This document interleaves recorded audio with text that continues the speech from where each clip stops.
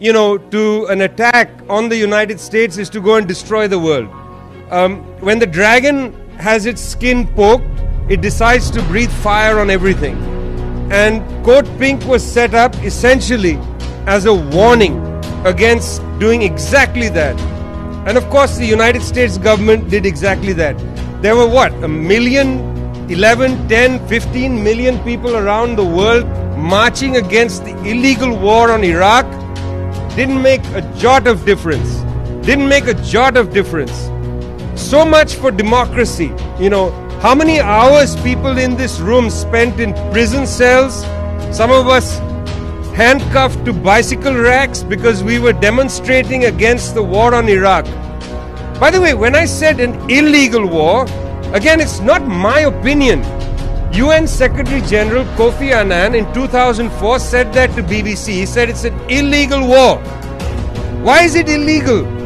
Because, friends, we have some laws in the world. Some laws. Even international laws.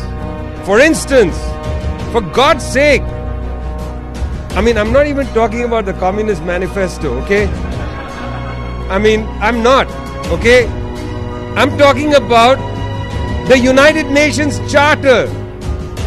The country that violates the UN Charter the most is the United States of America. It's not China. It's not Russia. It's not India. It's not Mexico. It's certainly not Cuba. It's certainly not Cuba. It's the United States of America. The United States of America is the biggest scofflaw on the planet. The United States of America didn't even have the decency to sign the Treaty of Rome. Now, you wonder, what the hell is the Treaty of Rome? The Treaty of Rome, friends, is the reason we have a so-called International Criminal Court. It's a so-called International Criminal Court because the biggest international criminal is not a signatory to it. And the biggest international criminal is the United States of Amnesia. Rafiq Kataria, one of the great poets of our time, friends. One of the great poets. The United States of Amnesia. The United States of Amnesia, America, whatever you want to call it, the US, etc., didn't sign the Treaty of Rome, will not allow a file to be opened to investigate US war crimes in Afghanistan and in Iraq.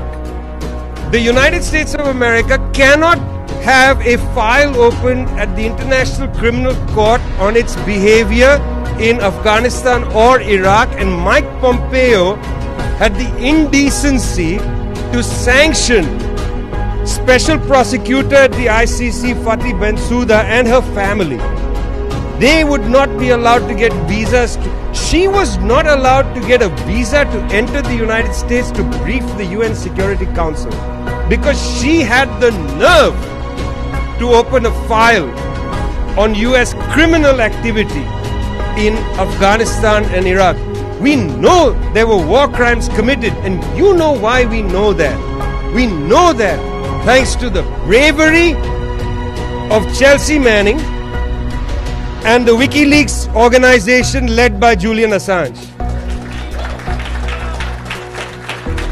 We know this because Chelsea Manning bravely downloaded enough evidence of serious war crimes conducted by the United States in Iraq and Afghanistan. We know that. We know that.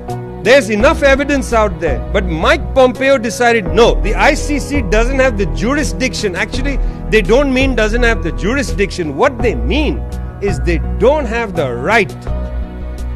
Because what they're saying is white supremacy does not have the right to be judged by anybody.